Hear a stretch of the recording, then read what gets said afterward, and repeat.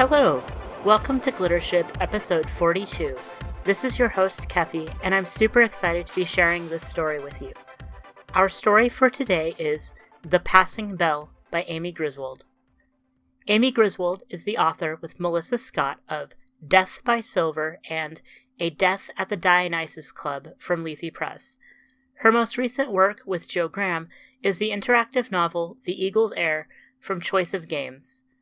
She lives in North Carolina, where she writes standardized tests as well as fiction, and tries not to confuse the two.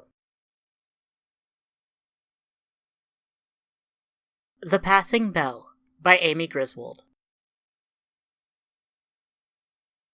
My hired horse threw a shoe between Bristol and Bath, and by the time the wearying business of getting another nailed on was complete, the shadows were growing long and the wind was sharpening its knives. "It's kind of you to put me up," I said, jingling pennies in my pocket to encourage such generosity. In a town so small it had neither pub nor inn, I considered myself fortunate to be offered the chance to sleep in the blacksmith's loft. "Glad to, if you've got the coin," the blacksmith said, "only the missus is particular in her way about knowing something about strangers who are going to sleep under her roof. What's your name, and what's your age, and what's your trade, good man, for she'll ask me all three." "Robitaille is my name, and my age is 26, I said, "and I'm an able seaman aboard the Red Boar out of Bristol. My girl Minnie lives in Bath, and I'm on my way to keep her company a while until we sail again. I've never claimed to be a good man, but I'll be no trouble to you, and I can pay you for supper and bed." In fact, I had 3 months' pay, most of it stuffed down my shirt to pose less temptation to thieves. "Will that satisfy your lady?" "It should," Mr. Smith said, with a sheepish sort of shuffle that would have looked more at home on a boy than a big man with biceps like hams.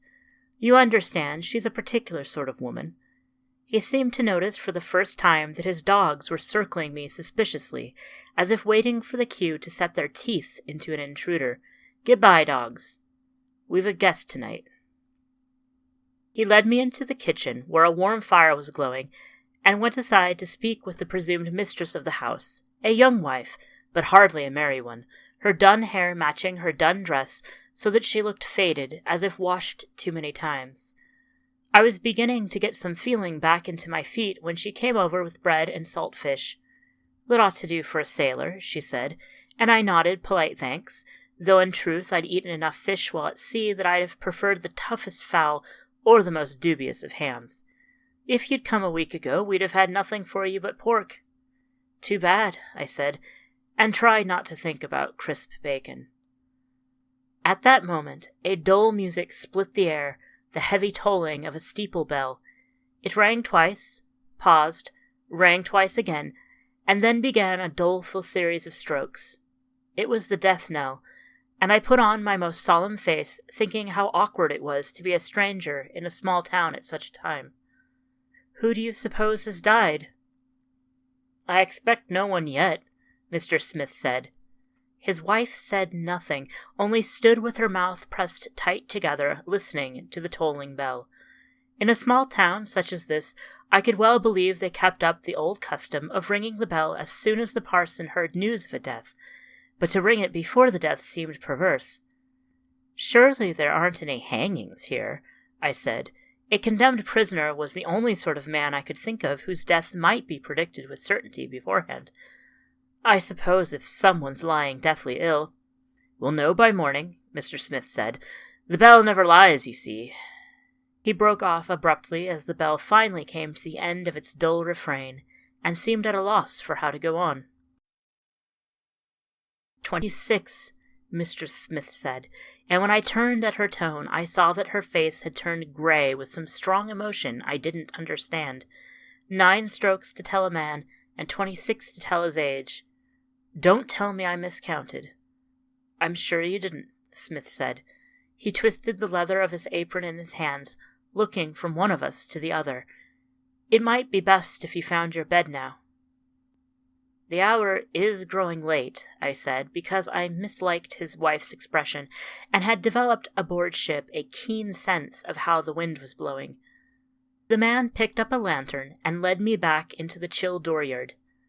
The ladder up to the loft above the forge was rickety, and he held the lantern to light my way.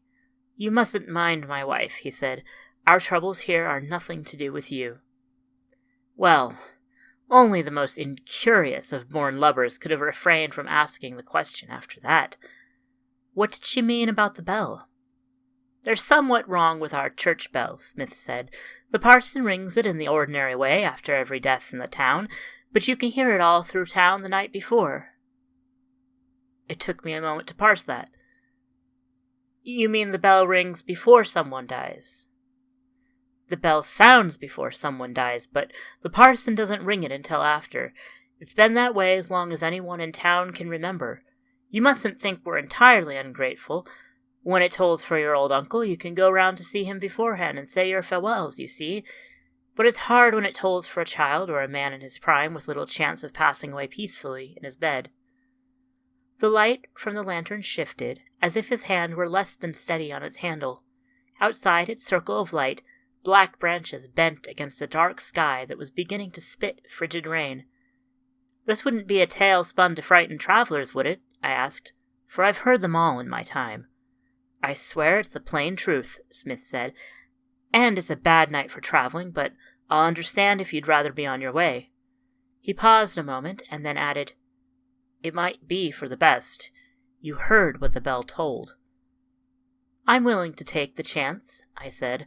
"I've heard more frightening stories than this." "It's no more than the truth," the man said, with resignation, as if he were used to skepticism from strangers.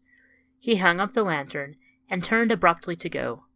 "Your horse is shod, and I've got your coins for the night's lodging, so I expect we're square, and there's no more that needs to be said." He tramped out, leaving me to ascend the ladder in no mood to settle down easily to sleep.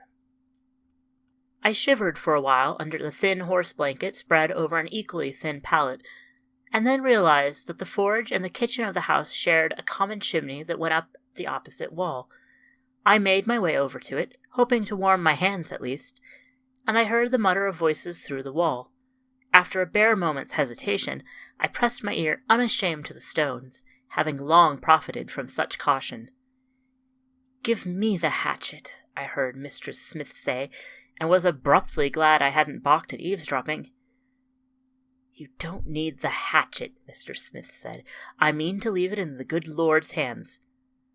"You mean you don't mean to lift a hand to save your life when it's you or that stranger who'll die tonight? Well, you needn't get your hands dirty if you scruple to it. Just give me the hatchet and tell anyone who asks that you slept sound." "And what do you mean to say when the town watch comes knocking?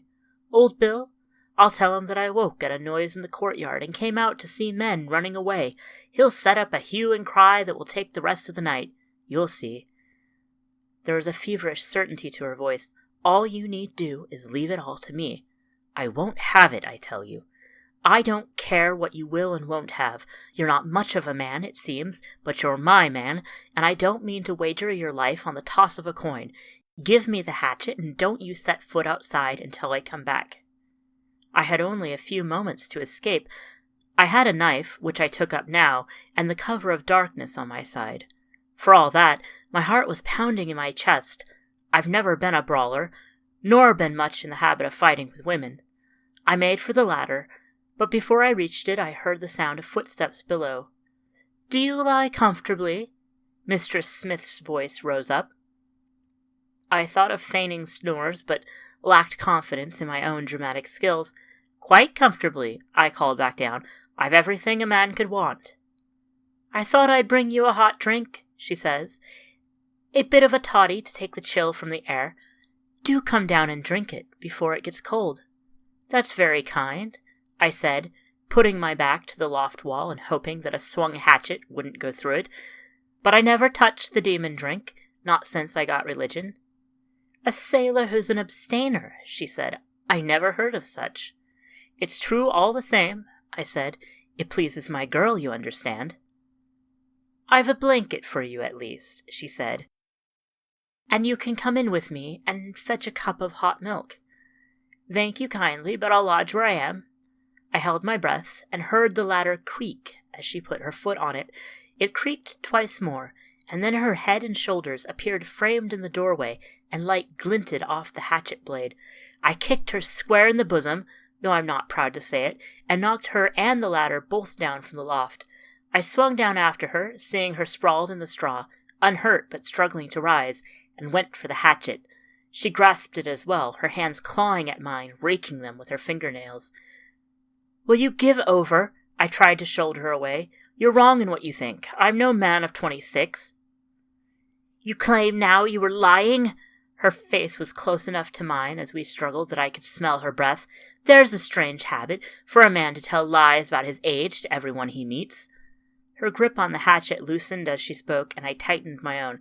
"So it would be," I said, "but I'm no man, and that was the lie I told. That and the bit about the drink, which I admit is a besetting vice. I put on breeches to go to sea, but I'm a woman all the same underneath them, and never more glad of it than today." I forbore to add that my girl was glad of it too, as I felt under the circumstances it would be taken as cheek. She laughed in my face. "That's a nasty lie to save your skin." "I'll prove it if you like," I said, "if you'll give over your attempt to chop me up for firewood long enough." At that moment, her husband came in, and I shoved her toward him, hoping that he'd catch the hatchet out of her hands. He plucked it away from her with his left hand and tossed it aside, but as he let her go, I saw that he had a cleaver in his right hand. I saw the bulging of his shoulders, and thought I must know what a chicken felt like at butchering time. "It came on me that it was wrong to leave the missus to do what must be done," he said. "I'll swear any oath you like. My mother named me Kate," I said, and reached for the top button of my shirt. "A wicked wench who'll dress up as a man can't complain if she's buried as one," the woman said, and I saw a look pass between her and her husband that made my heart sink. What the parson doesn't know won't hurt him. "I'm sorry to have to do it," Mr. Smith told me, but he was lifting the cleaver, and I turned tail and ran. I heard the clamor of dogs barking behind me, and rethought in a hurry my initial plan to make for the road out of town. I looked about for a tree to climb, and saw none. There was a stone wall at the end of the lane, though, and I went pelting toward it with what sounded like a whole bedlam of dogs baying at my heels. They leapt snarling as I scrambled up the wall, but any sailor, lad or lass, can climb like a monkey, and I reached the top of the wall and dropped down on the other side. I was in a little churchyard, but before I could slip away over the wall on the other side, the parson came out to see what was the matter with the dogs, who were still howling in a perfect fury. Though he wore spectacles balanced on his narrow nose, he also had a heavy stick in his hand, and looked as if he were willing to use it. "The blacksmith set his dogs on me," I blurted out. "I swear to you I'm no thief." The parson didn't loosen his grip on the stick. "I don't believe Mr. Smith is in the habit of setting his dogs on innocent strangers." "It's on account of the bell, the passing bell," I said, and couldn't help looking up at the tower that threw its shadow over us both. The bell tower was just a rickety little thing by the measure of city churches, but the pool of gloom it cast over the churchyard seemed heavy and dark. His wife put him up to it, for she thinks it's either him or me who'll die tonight. The parson came forward a little then, and looked me up and down through his spectacles. "I never knew the blacksmith's age," he said, as if speaking as much to himself as to me. "I try not to know, you see, but in a town so small it's hard not to be aware." He shook his head, and there was something closed in his expression. "I think I had better see you out the gate," he said. "The dogs are still out there," I pointed out. "That's really not my concern." "And you a parson." "I can't stop what's to come," he said. "You must understand that, you see. I've tried sometimes, when I knew.